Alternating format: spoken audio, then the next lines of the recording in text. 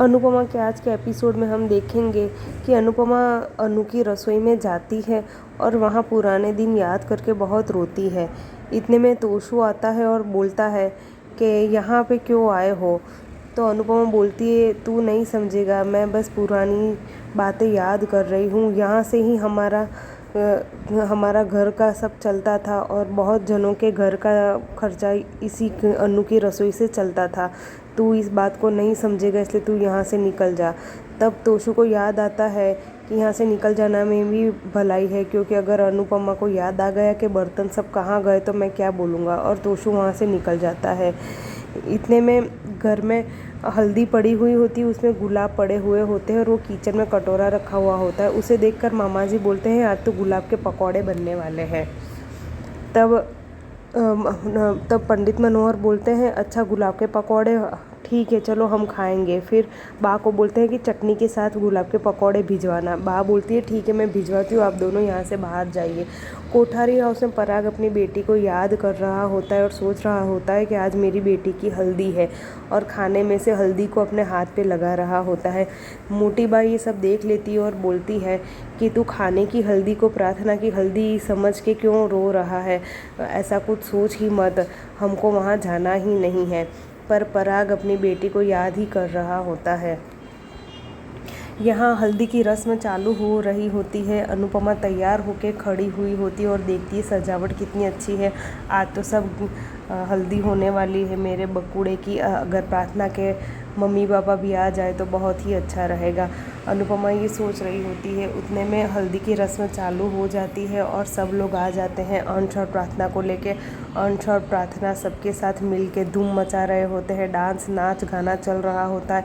यहाँ राही, परी और माही भी आ जाती है और सब डांस गाना चल रहा होता है। पर तभी प्रार्थना एक कोने में बैठ जाती है और अपने माँ बाप की वेट करती है।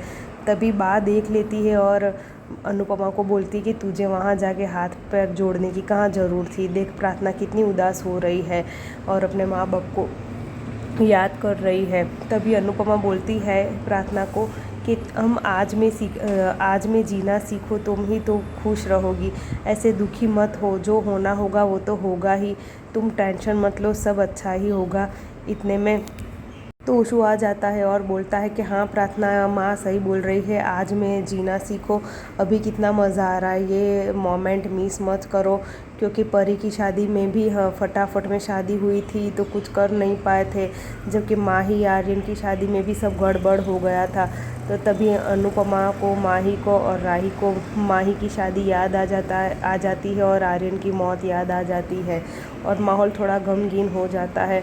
तभी मामा जी बोलते हैं बा को कि बा पकोड़े तो लेके ही नहीं आए, हमको गुलाब के पकोड़े खाने हैं। तभी बा बोलती है चुप हो जाओ, अभी कौन से गुलाब के पकोड़े हैं। तभी जस्सी अपनी टीम के साथ वहाँ आ जाती है और सब हंसने लगती है और बोलती है प्रार्थना की शादी में हम भी नाच गाना करेंगे और मज़ा आएगा।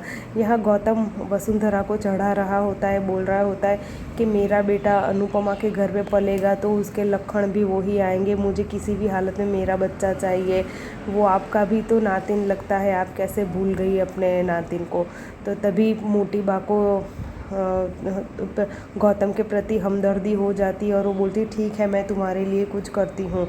और मोटी बा ने सोच लिया होता है कि अब वो उसका हक लेके रहेगी, प्रार्थना के बच्चे को लेके रहेगी। और यहाँ हल्दी की रस्म में अनुपमा का भाई आ जाता है। अनुपमा अपने भाई को देख के खुश हो जाती है और सब लोग बोलते हैं मामा जी आ गए, मामा जी आ गए।